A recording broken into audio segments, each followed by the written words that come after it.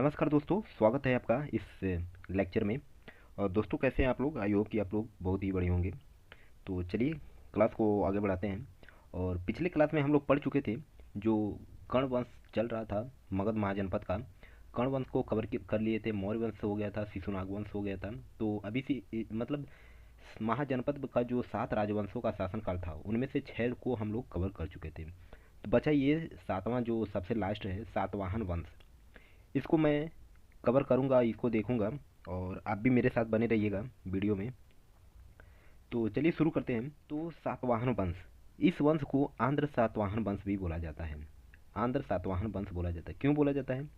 क्योंकि ये आंध्र भी केवल आंध्र भी कहा जाता है। क्यों बोला जाता है? क्योंकि ये दक्षिण भारत यानी दक्कन का, ये जो दक्षिण भारत है, ये दक्कन के एरिया जो है, महाराष्ट्र, आंध्र प्रदेश और कर्नाटक के जो बड़े हिस्सा था उस पर इसका शासनकाल रहा है, शासन रहा है, इसको बोल सकते हैं।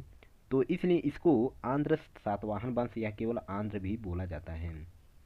तो लगभग 3 से 4.5 शताब्दी तक है इसका जो शासनकाल रहा है। 230 से यानी 220 कह सकते हैं, लगभग लगभग की बात हुई है 230। इसमें से अगर एग्जैक्ट हिस्टोरिकल अगर एविडेंस देखा जाए तो 220 से 250 की इसमें बात हुई है। और इसमें लगभग 3 से 4.5 शताब्दी तक ये सातवाहन वंश शासन किया।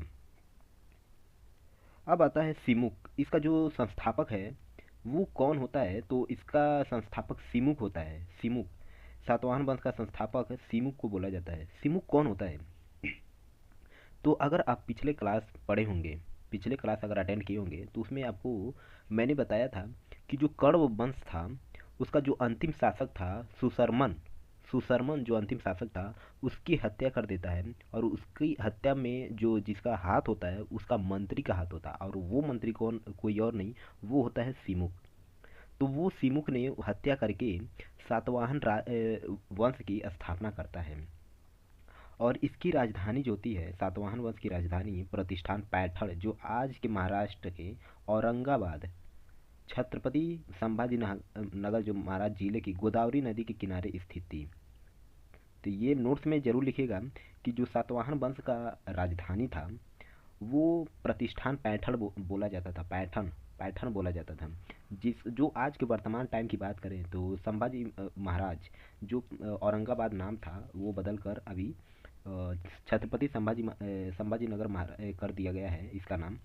तो इसके जिला जो छत्रपति संभाजी नगर के जो जिला एक गोदावरी नदी के किनारे, ये इसका राजधानी हुआ करता था सातवाहन वंश का।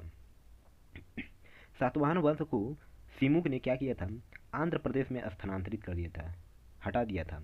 जो गोदावरी नदी के पास था औरंगाबाद में, छत्रपति संभाजी नगर में, उसको हटाकर वो आंध्र प्रदेश में कर दिया था। तो इसका जो अधिकतर जो हिस्सा था शासन का, वो अधिकतर हिस्सा महाराष्ट्र, कर्नाटका, आंध्र प्रदेश, तो ऐसे बड़े बड़े जो क्षेत्र हुआ करता था उस पर इसका सातवाहन वंश का काफ़ी कब्जा हो गया था। इसलिए इसको आंध्र सातवाहन बोला जाता है। सिमुक ने नासिक पर आक्रमण किया। इसमें जो शासक, इनके शासकों का नाम बहुत लंबा चौड़ा लिस्ट है। अभी मैं उसमें से कुछ इंपॉर्टेंट ऐसे लिस्ट में आपको यहाँ पर दिखा रहा हूँ, यहाँ पर देख सकते हैं। सिमुक हो गया, सतकर्णी हो गया, गौतमीपुत्र सतकर्णी हो गया। तो इसमें जो शासकों के नाम हैं लंबा चौड़ा, इसमें काफ़ी नाम है। सिमुक हो गया, कान्हा हो गया, मालिया, ऐसे सतकर्णी, लंबोदर, हाला, मंडलाक हो गया, पुरिंदर सेन हो गया। तो इन सबको नहीं पढ़ना है, जो जो इम्पोर्टेंट है, कैसे इसका सातवाहन वंश का आगे बढ़ता गया, साम्राज्य बढ़ता गया, वंश बढ़ता गया। तो इसको थोड़ा सा एक संक्षेप में ब्रीफली देख लेंगे। तो नासिक पर पहले तो ये आक्रमण करता है, ये हम लोग देखते हैं। देखिए, इस सातवाहन वंश का जो सबसे योग्य शासक बोला जाता है, इसको बोला जाता है जो गौतमीपुत्र सतकर्णी को बोला जाता है। गौतमीपुत्र ये सतकर्णी जो होता है सबसे योग्य शासक, शक्तिशाली शासक गौतमीपुत्र सतकर्णी को बोला जाता है। इस समय सातवाहन वंश में जब नासिक के शक शासक कौन था? नासिक का जो शक शासक था नहपान, नहपान था। नहपान ने सातवाहन वंश पर आक्रमण कर दिया। देखिए, नहपान ने क्या कर दिया, सातवाहन वंश पर आक्रमण कर देता है। लेकिन क्या होता है, सातवाहन वंश का वो जब नासिक पर आक्रमण करता है नहपान पर, तो उसको जो गौतमीपुत्र सतकर्णी था, वो आक्रमण जब करता है नहपान पर, तो वो पराजित कर देता है। मतलब जीत किसकी होती है, गौतमीपुत्र सतकर्णी की होती है। सबसे पहले जो आक्रमण किया था वो था नासिक का जो नहपान शासक था, नहपान उसका नाम था, नहपान। वो जो शासक था, सबसे पहले आक्रमण की पहल के वो नहपान शासक ने ही किया था। ये नासिक का रहने वाला था। तो उस समय जो वंश था, सातवाहन वंश का जो शासक उस समय था, वो था गौतमीपुत्र सतकर्णी था। तो उसने भी आक्रमण किया, और ये बहुत ही ज़बरदस्त और पावरफुल ऐसे शासक माना जाता है सातवाहन वंश में। तो इसकी जीत इसी की होती है, गौतमीपुत्र सतकर्णी की होती है। और इसमें सातवाहन वंश में सिक्के की बात करें तो सिक्का का प्रयोग सीसा का होता था, सीसा, कांच, सीसा का प्रयोग होता था, कांच का प्रयोग होता था, सीसा। और इसकी जानकारी जो महाराष्ट्र के, देखिए जो नासिक पर आक्रमण हुआ था, इसकी जो जानकारी मिलती है, ये महाराष्ट्र के जो गल जोगलथम्बी जोगलथम्बी के मिले सिक्कों से पता चलता है, सिक्कों से पता चलता है, सिक्कों से पता चलता है। और जिसके कारण एक गौतमीपुत्र सतकर्णी या दूसरी ओर नहपान बना हुआ था, एक सिक्का था, एक साइड गौतमीपुत्र सतकर्णी बना हुआ था और एक साइड नहपान बना हुआ था। तो ये जो जोगल थम्बी सिक्का मिला था उस टाइम, तो उससे पता चलता है कि जो नासिक का आक्रमण था, नासिक पर आक्रमण किया गया था गौतमीपुत्र सतकर्णी का, वो एक शक्तिशाली शासक के रूप में ऐसे दिखाया गया है वो सिक्के पर। और इस सिक्के से ही पता चलता है कि नासिक पर आक्रमण किया गया था। तो जैसे कि पहले इस लेक्चर में पहले भी बता चुका हूँ कि जो राजा हुआ करते थे, वो अपनी प्रशंसा और अपनी मतलब प्रजा तक अपनी बात को पहुंचाने के लिए अभिलेख लिखवाते थे। अभिलेख होता है जैसे पत्थरों पर लिखना, वो अभिलेख हो गया। स्तंभ लगवाना, जैसे सम्राट अशोक ने बहुत सारे अभिलेख है, स्तंभ ऐसे लगवाया था। तो कुछ ऐसे राजा थे, वो सिक्कों पर ऐसे मतलब अ, सिक्कों पर अपना नाम या कोई अपनी आइडेंटिफाई, कुछ भी अपनी योग्यता उपाधि ऐसे वो लिखवाते थे। और क्या अपने कामों को भी ऐसे कुछ संकेत के रूप में छपवाते थे। तो वैसे ही सिक्का का ये जो मिला था जोगल थम्बी में, सिक्का जो मिला था, उससे पता चलता है कि नासिक पर आक्रमण का। अब आता है सातवाहन वंश का जो सम्मान था। पहली तो थोड़ा बहुत टॉपिक थोड़ा सा ये चेंज करता हूँ, ये जो इस वंश का ये शासकों के नाम जो दिया गया है, इसको मैं चेंज करता हूँ। और एक मिनट, इसको हटा देता हूँ पहले। अब आता है जो सातवाहन वंश का सम्मान मातृसत्तात्मक था, यानी मातृसत्तात्मक। सातवाहन वंश में देखिए, सातवाहन वंश में मातृसत्तात्मक को ज़्यादा वरीयता दिया जाता था। सत्तात्मक मक इसकी ज़्यादा वरीयता दी। ये क्या होता था, मातृसत्तात्मक, पितृसत्तात्मक, ऐसे क्या होता था, मतलब नाम से पहले, किसी के नाम से पहले वो अपने नाम के आगे माता का नाम लिखते थे। लेकिन राजा जो पुरुषों तथा इसके बाद में लिखा जाता था। समझे? एक बार और रिपीट करता हूँ। मातृसत्ता जो सातवाहन वंश था, वो मातृसत्तात्मक वंश कहलाता था। मातृसत्तात्मक वंश मतलब इसका ये हो गया कि कोई भी व्यक्ति अगर होता है, वो अपना नाम लिखता है तो अपने नाम के आगे अ, माता का नाम लिखता था, जिसे मातृसत्तात्मक कहा जाता है। और आज के टाइम में भी महाराष्ट्र में ऐसे देखा जाता है कि वहाँ का जो नाम होता है पितृसत्तात्मक, मतलब पिता का नाम ऐसे लिखा जाता है। कहीं कहीं माता का भी नाम होता है, कहीं कहीं पिता का भी नाम होता है, लेकिन सबसे ज़्यादा मैंने देखा है पिता का नाम लिखना। तो ये मातृसत्तात्मक को दर्शाता है। और इस वंश के जो शासकों का नाम है यहाँ पर देख लीजिए। सिमुक था, सिमुक। सतकर्णी प्रथम था, लेकिन सबसे पावरफुल गौतमी सतकर्णी था। वशिष्ठी पुत्र पुलुमावी था। यज्ञश्री सातकर्णी था। ठीक है। अब आता है इसमें जो सातवाहन वंश जो था, सातवाहन वंश साम्राज्य की भूमि गोदावरी नदी की घाटी पर थी।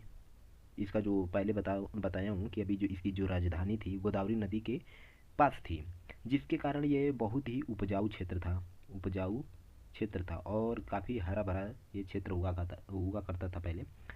सबसे पहले सातवाहन वंश ने ब्राह्मणों और सामंत यानी जो अधिकारी होते थे उसको भूदान, वेतन के बदले भूदान करते थे। भूदान का मतलब भूदान, जैसे नाम से ही पता चल रहा है कि वेतन के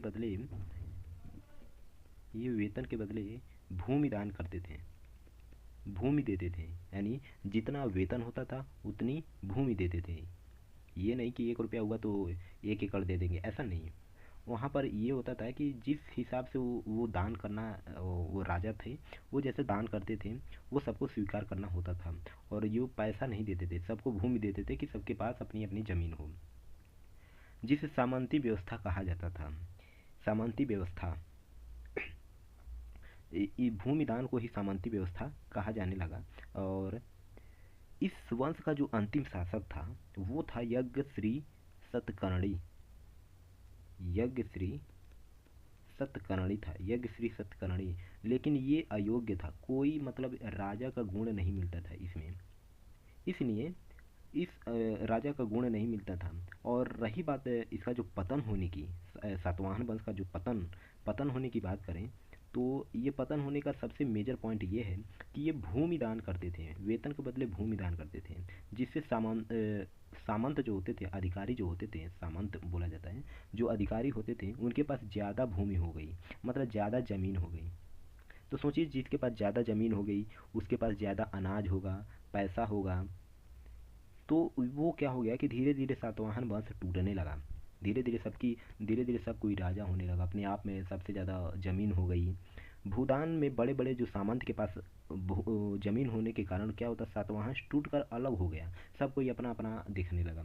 और छोटे छोटे क्षेत्रों के शासक भी बन गए हैं, सोचिए।